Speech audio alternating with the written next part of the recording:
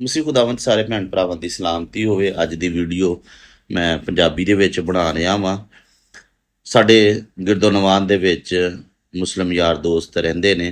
ਕੁਰਬਾਨੀ ਈਦ ਆ ਗਈ ਏ ਤੇ ਮਸੀਹੀਆਂ ਦੇ ਵਿੱਚ ਫਿਰ ਸਵਾਲ ਜਿਹੜਾ ਬੜਾ ਅਰੂਜ ਤੇ ਹੋਣਾ ਕਿ ਕਿਆ ਕੁਰਬਾਨੀ ਦਾ ਗੋਸ਼ਤ ਖਾਣਾ ਚਾਹੀਦਾ ਕਿ ਨਹੀਂ ਖਾਣਾ ਚਾਹੀਦਾ। ਅੱਜ ਦੀ ਜਿਹੜੀ ਵੀਡੀਓ ਵੇ, ਅੱਜ ਦਾ ਜਿਹੜਾ ਟੌਪਿਕ ਹੈ, ਉਹਦੇ ਵਿੱਚ ਮੈਂ ਕੁਛ ਮੁਸਲਿਮ ਉਲਮਾ ਵੇ ਉਹਨਾਂ ਦੀ ਵੀਡੀਓਜ਼ ਰੱਖੀਆਂ ਨੇ ਕਿ ਉਹਨਾਂ ਦਾ ਕੀ ਨੁਕਤਾ ਨਜ਼ਰ ਹੈ, ਉਹਨਾਂ ਦਾ ਕੀ ਇਸਲਾਮੀ ਪੁਆਇੰਟ ਆਫ ਵਿਊ ਹੈ ਕਿ ਕਿਆ ਉਹਨਾਂ ਨੂੰ ਸਾਨੂੰ ਕੁਰਬਾਨੀ ਦਾ ਗੋਸ਼ਤ ਦੇਣਾ ਜਾਇਜ਼ ਹੈ ਜਾਂ ਨਹੀਂ ਜਾਇਜ਼ ਹੈ। ਇਸ ਤੋਂ ਪਹਿਲੇ ਕਿ ਅੱਜ ਇਸ ਵੀਡੀਓ ਦੇ ਬਾਰੇ ਗੱਲ ਕਰੀਏ, ਇਹ ਕੁਛ ਵੀਡੀਓਜ਼ ਨੇ, ਉਹਨਾਂ ਨੂੰ ਜ਼ਰੂਰ ਸੁਣੋ, ਫਿਰ ਉਹਨਾਂ ਦੇ ਬਾਰੇ 'ਚ ਗੱਲ ਕਰਨੇ ਆ। कुर्बानी का गोश्त गैर मुस्लिम को नहीं दे सकते, चाहे वो अपना मुलाजिम है, चाहे वो झाड़ू निकालता है, चाहे वो गटर साफ करता है, कोई भी है, चाहे वो गरीब है। गैर मुस्लिम को कुर्बानी का गोश्त देने की शरीयत में मुमानअत है। ठीक है, वो मांगने आ जाए तो आप कह सकते हैं कि हमारी शरीयत में इसकी इजाजत नहीं है, हमारी ये कुर्बानी और ये हमारी इबादत है, तो ये गोश्त हमसे मुसलमानों को खिला सकते हैं, हमको मना है। अगर किसी ने खिलाया तो कुर्बानी हो जाएगी, मगर ये गोश्त देना उसका गैर मुस्लिम को देना ये नाजायज है, गुनाहगार होंगे देंगे तो। कुर्बानी अलबत्ता ਕੁਰਬਾਨੀ ਦਾ ਗੋਸ਼ਤ ਗੈਰ ਮੁਸਲਿਮ ਨੂੰ ਦੇਣ ਦੀ ਇਜਾਜ਼ਤ ਨਹੀਂ। ਅਗਰ ਕੋਈ ਬੰਦਾ ਇਹ ਗੱਲ ਕਹਿ ਦਿੰਦਾ ਦੇਖੋ ਜੀ ਸਾਡਾ ਮਹੱਲੇਦਾਰ ਹੈ, ਸਾਡਾ ਯਾਰ ਹੈ, ਸਾਡੇ ਮਹੱਲੇ ਸਫਾਈ ਕਰਨ ਆਂਦਾ, ਲਿਆਜ਼ਾ ਨੂੰ ਦੇ ਦਿੰਨੇ ਆ, ਅਗਰ ਉਹ ਮੰਗੇ ਵੀ ਫੇਰ ਵੀ ਉਹਨੂੰ ਕਹਿਣਾ ਯਾਰ ਤੈਨੂੰ ਦੇਣ ਦੀ ਇਜਾਜ਼ਤ ਨਹੀਂ। ਕਿਉਂ? ਕਿਉਂਕਿ ਅਸੀਂ ਮੁਸਲਮਾਨ ਹੈ, ਸਾਡੀ ਸ਼ਰੀਅਤ ਦਾ ਹਿੱਸਾ ਹੈ, ਸ਼ਰੀਅਤ ਨੇ ਸਾਨੂੰ ਮਨਾ गैर ਕੀਤਾ। मुस्लिम को कुर्बानी का गोश्त दिया जा सकता है, तो याद रखें गैर मुस्लिम को कुर्बानी का गोश्त देना जायज़ नहीं है, क्योंकि ये कुर्बानी मुसलमानों के लिए है और ये कुर्बत के लिए है, ये एक इबादत है और इसका गोश्त मुसलमानों को ही दिया जा सकता है, काफिर को गोश्त देना जायज़। गोश्त गैर मुस्लिम को नहीं दे सकते क्योंकि कुर्बानी एक ख़ास इबादत का नाम है, ये कोई आम गोश्त वगैरह नहीं है। जब ये इबादत है और ये इबादत है वहदहु ला शरीक की, तो लिहाजा वो गोश्त कि जिसके ज़रिए वहदहु ला शरीक की इबादत अदा की जा रही है, वो उस खुदा के ना मानने वाले को, किसी काफिर मुशरिक को, गैर मुस्लिम को कुर्बानी का गोश्त दिया जा सकता है। तालीफ़ कल्ब के लिए दे सकते हैं। अहले सुन्नत अहले तशय्युअ दोनों का इत्तफाक है कि गैर मुस्लिम को गोश्त दिया जा सकता है। कुरान ने जब जिक्र किया सूरह अल हज के अंदर कि मिस्कीन को और गरीबों को खिलाओ, तो ज़ाहिर है उसमें वो भी शामिल है। बाकी जो लोग कुछ एहतियात करते हैं वो कहते हैं आप इस तरह करें कि जो आपका अपना गोश्त है वो ना दें, आपके घर जो दूसरों का है वह वो किसी अपनी काम करने वाली क्रिश्चियन है उसको आप दे दें। तो अगर कोई ज़्यादा एहतियात में जाना चाहता है तो इस तरीके से कर ले, वरना अगर आप कुर्बानी का गोश्त उनको भी देते हैं तो कोई हर्ज नहीं है। तारीफ़ कल्ब के लिए ज़रूर दिया जा सकता है, लेकिन गरीब मुसलमानों को छोड़ के गरीब गैर मुस्लिमों को तलाश कर करके देना यह भी गलत है। और कुर्बानी वाले दिन जो आपके घर आ जाता है गोश्त मांगने के लिए, तो सूरह अल हज में है कि जो मांगने वाले हैं उनको भी दो। आप उनको डांटे ना, थोड़ा दे दें लेकिन दें ज़रूर। और ये अक्सर लोग कहते हैं ये तो ईसाई है इसको नहीं देना, ये तो फलां है इसको नहीं देना। नहीं यार, इस इंसान है ना, आप देंगे। ये इसीलिए है कि आपने अल्लाह की राह में खर्च करना है, इस दिन लोगों को खाना खिलाना है। कुरान में आपने देखा है जहां भी आया ना खाना खिलाने की तरगीब दिलाएगी है मिस्कीन गरीब, कहीं नहीं आया मुसलमान मिस्कीन तो मुसलमान मासी काम करती है। सुना यह है कि कुर्बानी का गोश्त गैर मुस्लिम को नहीं दे सकते, लेकिन अगर हम कुर्बानी का गोश्त घर में पकाते हैं जैसे, और उसमें से सालन थोड़ा सा मासी को दे दें तो क्या हुक्म शरअ होगा। देखिए, पहली बात तो यह कि कुर्बानी का गोश्त अगर मुसलमान मौजूद है तो उसी को देना चाहिए, गैर मुस्लिमीन को ना दिया जाए। ਤੁਸੀਂ ਸਾਰਿਆਂ ਨੇ ਇਹ ਤਕਰੀਬਨ 6 ਵੀਡੀਓਜ਼ ਨੇ ਜਿਹੜੀਆਂ ਸੁਣੀਆਂ ਨੇ। ਇਸ ਤੋਂ ਪਹਿਲੇ ਕਿ ਇਹਨਾਂ 6 ਵੀਡੀਓਜ਼ ਦੇ ਬਾਰੇ 'ਚ ਗੱਲ ਕੀਤੀ ਜਾਵੇ, ਮੇਰਾ YouTube ਚੈਨਲ ਜਿਹਦਾ ਨਾਮ ਖੁਦਾ ਦਾ ਕਲਾਮ ਹੈ, ਜਿਹਦੇ ਤੁਸੀਂ ਮੇਰੀ ਆਵਾਜ਼ ਸੁਣ ਰਹੇ ਹੋ, ਜ਼ਰੂਰ ਇਹਨੂੰ ਸਬਸਕ੍ਰਾਈਬ ਵੀ ਕਰੋ। ਇਹ ਤੇ ਜਿੰਨੀ ਵੀਡੀਓਜ਼ ਨੇ ਉਹਨਾਂ ਨੂੰ ਸੁਣੋ ਵੀ, ਦੂਸਰਿਆਂ ਨਾਲ ਵੀ ਇਹਨਾਂ ਵੀਡੀਓਜ਼ ਨੂੰ ਸ਼ੇਅਰ ਕਰੋ। ਤੇ ਜ਼ਰੂਰ ਅੱਜ ਜਿਹੜੀ ਵੀਡੀਓ ਇਹਦੇ ਵਿੱਚ ਅਸੀਂ ਗੱਲ ਕਰਨ ਲੱਗੇ ਹਾਂ ਕਿ ਮੁਸਲਿਮ ਉਲਮਾ ਕੁਰਬਾਨੀ ਦੇ ਗੋਸ਼ਤ ਦੇ ਬਾਰੇ 'ਚ ਕੀ ਰਾਏ ਰੱਖਦੇ ਨੇ, ਲੇਕਿਨ ਇਹਦਾ ਪਾਰਟ 2 ਉਹ ਵੀ ਆ ਰਿਹਾ ਵੇ। ਉਹਦੇ ਵਿੱਚ ਬਾਈਬਲ ਮੁਕੱਦਸ ਸਾਨੂੰ ਕੀ ਦੱਸਦੀ ਹੈ, ਉਹਦੇ ਤੇ ਵੀ ਗੱਲ ਕੀਤੀ ਜਾਏਗੀ ਕਿ ਬਾਈਬਲ ਮੁਕੱਦਸ ਦੇ ਮੁਤਾਬਿਕ ਕਿਆ ਸਾਨੂੰ ਕੁਰਬਾਨੀ ਦਾ ਗੋਸ਼ਤ ਖਾਣਾ ਚਾਹੀਦਾ ਕਿ ਨਹੀਂ ਖਾਣਾ ਚਾਹੀਦਾ। ਉਹਨਾਂ ਤੇ ਜਿਹੜਾ ਕੁਰਬਾਨੀ ਦਾ ਗੋਸ਼ਤ ਉਹਨਾਂ ਨੂੰ ਕਿਸੇ ਵੀ ਮਜ਼ਹਬ ਨੂੰ ਦੇਣਾ ਜਾਇਜ਼ ਹੈ ਜਾਂ ਨਹੀਂ ਜਾਇਜ਼, ਉਹ ਤੇ ਅੱਜ ਅਸੀਂ ਇਸ ਵੀਡੀਓ ਦੇ ਵਿੱਚ ਇਸ ਟੌਪਿਕ ਦੇ ਵਿੱਚ ਗੱਲ ਕਰ ਲੈਣਗੇ। ਲੇਕਿਨ ਜਿਹੜਾ ਇਹਦਾ ਪਾਰਟ 2 ਆ ਰਿਹਾ ਉਹਦੇ ਵਿੱਚ ਅਸੀਂ ਬਾਈਬਲ ਮੁਕੱਦਸ ਨੂੰ ਸਾਹਮਣੇ ਰੱਖਦਿਆਂ ਹੋਇਆਂ ਜ਼ਰੂਰ ਗੌਰ ਕਰਾਂਗੇ ਕਿ ਬਾਈਬਲ ਮੁਕੱਦਸ ਕੀ ਕਹਿੰਦੀ ਕਿ ਕਿਆ ਸਾਨੂੰ ਗੋਸ਼ਤ ਖਾਣਾ ਚਾਹੀਦਾ ਜਾਂ ਨਹੀਂ ਖਾਣਾ ਚਾਹੀਦਾ। ਗੱਲ ਕਰਨੇ ਆ ਇਹਨਾਂ 6 ਵੀਡੀਓਜ਼ ਦੇ ਬਾਰੇ। 4 ਵੀਡੀਓਜ਼ ਜਿਹੜੀਆਂ ਨੇ ਉਹਨਾਂ ਦੇ ਵਿੱਚ ਜਿਹੜੀਆਂ ਗੱਲਾਂ ਕੀਤੀਆਂ ਗਈਆਂ ਉਹਨਾਂ ਗੱਲਾਂ ਨੂੰ ਯਾਦ ਕਰਨ ਤੋਂ ਪਹਿਲਾਂ 2 ਪੁਆਇੰਟ ਜਿਹੜੇ ਨੇ ਉਹ ਜ਼ਰੂਰ ਯਾਦ ਰੱਖਣੇ ਨੇ। ਪਹਿਲੀ ਗੱਲ ਇਹ, ਖੁਦਾ ਦੇ ਕਲਾਮ 'ਚ ਲਿਖਿਆ ਵੀ ਕਿ ਖੁਦਾ ਨੇ ਇਮਾਨਦਾਰਾਂ ਨੂੰ, ਮਸੀਹੀਆਂ ਨੂੰ ਸ਼ਾਹੀ ਕਾਹਨਾਂ ਦਾ ਫਿਰਕਾ ਬਣਾਇਆ। ਖੁਦਾ ਨੇ ਸਾਨੂੰ ਇੱਕ ਐਸੀ ਕੌਮ ਬਣਾਇਆ ਜਿਹੜੀ ਖੁਦਾ ਦੀ ਖਾਸ ਮਲਕੀਅਤ ਹੈ। ਖੁਦਾ ਨੇ ਇੱਕ ਐਸੀ ਉਮਤ ਬਣਾਇਆ ਵੇ ਜਿਨ੍ਹਾਂ ਦੀ ਪਹਿਲੋਂ ਕੋਈ ਮੁਕਾਮ ਨਹੀਂ ਸੀ, ਕੋਈ ਰੁਤਬਾ ਨਹੀਂ ਸੀ ਹੈ, ਲੇਕਿਨ ਖੁਦਾ ਨੇ ਉਹਨਾਂ ਨੂੰ ਖਾਸ ਮੁਕਾਮ ਦਿੱਤਾ ਵੇ। ਪਹਿਲੀ ਤੇ ਗੱਲ ਇਹ ਯਾਦ ਰੱਖਣੀ ਹੈ ਕਿ ਖੁਦਾ ਨੇ ਸਾਨੂੰ ਕੀ ਰੁਤਬਾ ਦਿੱਤਾ ਵੇ। ਖੁਦਾ ਨੇ ਆਪਣੇ ਬੇਟੇ ਦੀ ਬਦੌਲਤ ਸ਼ਾਹੀ ਕਾਇਨਾਤ ਦਾ ਫਿਰਕਾ ਬਣਾਇਆ।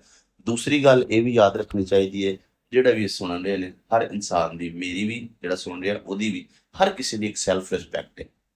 ਹਰ ਮਜ਼ਹਬ ਦੀ ਇੱਕ ਰਿਸਪੈਕਟ ਹੈ, ਹਰ ਇੱਕ ਜੌਬ ਦੀ, ਹਰ ਇੱਕ ਨੌਕਰੀ ਦੀ, ਹਰ ਇੱਕ ਪੇਸ਼ੇ ਦੀ ਰਿਸਪੈਕਟ ਹੈ।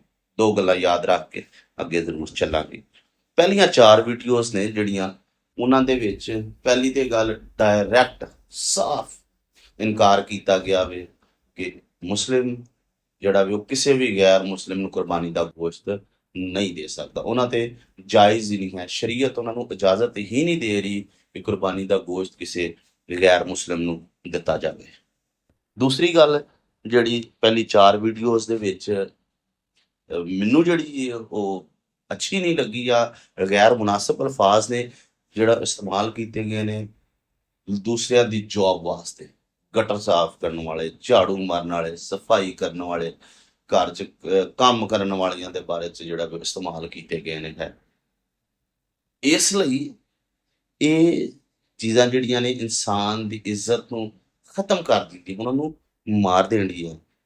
ਤੇ ਜਿਹੜੀਆਂ ਦੂਸਰੀਆਂ 2 ਵੀਡੀਓਜ਼ ਨੇ ਉਹਨਾਂ ਦੇ ਵਿੱਚ ਥੋੜੀ ਜਿਹੀ ਲਚਕ ਜ਼ਰੂਰ ਰੱਖੀ ਗਈ ਹੈ ਕਿ ਦੇ ਦੇਣਾ ਚਾਹੀਦਾ ਵੇ ਕੁਰਬਾਨੀ ਦਾ ਗੋਸ਼ਤ ਜਿਹੜਾ ਵੇ ਉਹ ਗੈਰ ਮੁਸਲਿਮ ਨੂੰ ਦੇ ਦੇਣਾ ਚਾਹੀਦਾ। ਲੇਕਿਨ ਪਹਿਲੇ ਇਹ ਨਾ ਹੋਏ ਕਿ ਕੋਈ ਮੁਸਲਿਮ ਜਿਹੜਾ ਉਹ ਭੁੱਖਾ ਹੋਵੇ, ਉਹ ਮਰਨ ਡਿਆ ਹੋਵੇ, ਉਹਨੂੰ ਗੋਸ਼ਤ ਦਈਏ ਨਾ ਤੇ ਅਸੀਂ ਭੱਜ ਕੇ ਕਿਸੇ ਯਾਰ ਦੋਸਤ ਨੂੰ, ਆਂਢੀ ਗੁਆਂਢੀ ਨੂੰ ਜਿਹੜਾ ਗੈਰ ਮੁਸਲਿਮ ਹੈ ਉਹਨੂੰ ਦੇ ਦਈਏ।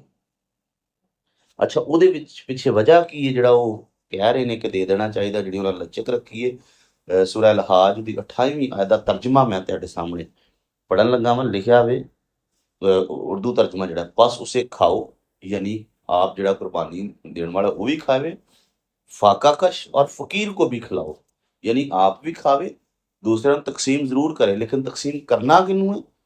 फाका कश ਤੇ फ़कीर ਨੂੰ। ਜਦੋਂ ਕੋਈ ਵੀ ਕੁਰਬਾਨੀ ਕਰਨ ਵਾਲਾ ਕਿਸੇ ਨੂੰ ਉਹ ਗੋਸ਼ਤ ਦਿੰਦਾ ਵੇ ਤੇ ਉਹਦੀ ਨਜ਼ਰ ਦੇ ਵਿੱਚ ਉਹ ਕੀ ਵੇ? फाका कश, फ़कीर, ਭੁੱਖਾ ਵੇ, ਨੰਗਾ ਵੇ, ਮੰਗਣ ਵਾਲਾ। ਇਸ ਨਜ਼ਰੀਏ ਨਾਲ ਸਾਨੂੰ ਗੋਸ਼ਤ ਦੇ ਰਿਹਾ। ਉਹ ਕਦੀ ਨਹੀਂ ਇਹ ਸੋਚਦਾ ਕਿ ਮੇਰਾ ਉਹ पड़ोसी है, मेरा वो बड़ा अच्छा ताल्लुक है, मेरा वो यार दोस्त है। नहीं, क्यों? क्योंकि उन्होंने सिखाया की जा रहा वे कि तुसी गोश्त इसे नजरिए ना देना है कि फाका कश, फकीर, भुखा नंगा वे, मंगण वाला वे है। यानी पंजाबी दे विच एक बड़ा अच्छा लफ्ज़ इस्तेमाल मेरे ज़हन च आ रहा वे, मातड़ है।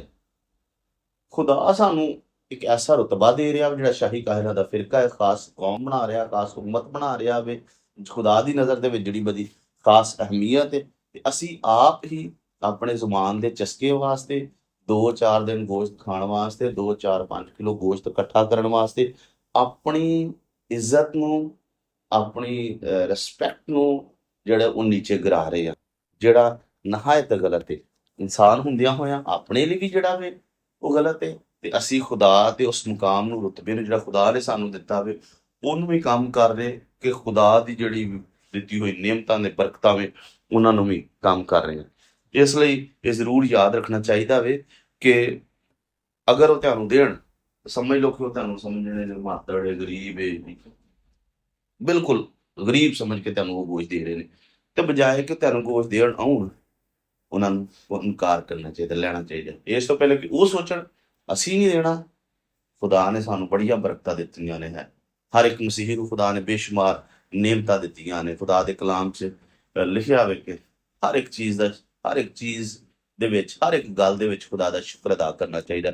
खुदा ने सानू बड़ियां नेमतां, बड़ियां बरकतां दित्तियां ने। खुदा ने सानू मंगण वालियां कौम नहीं बनाया। खुदा ने सानू अपने बेटे की बदौलत हमेशा की जिंदगी का वारिस बनाया, सानू ने निजात याफ्ता बनाया। बेशुमार नेमतां ते बरकतां खुदा ने सानू दित्तियां ने ते असीं उन्हां नेमतां दी, उन्हां बरकतां की कदर करिए, ਖੁਦਾ ਨੇ ਜਿਹੜਾ ਸਾਨੂੰ ਮੁਕਾਮ ਦਿੱਤਾ ਹੈ, ਉਹਦੀ ਅਸੀਂ ਕਦਰ ਕਰੀਏ, ਬਜਾਏ ਕਿ ਕੋਈ ਸਾਨੂੰ ਇਹ ਸੋਚੇ ਕਿ ਇਹਨੂੰ ਦੇਣਾ ਚਾਹੀਦਾ ਕੁਛ ਜਾਂ ਨਹੀਂ ਦੇਣਾ ਚਾਹੀਦਾ।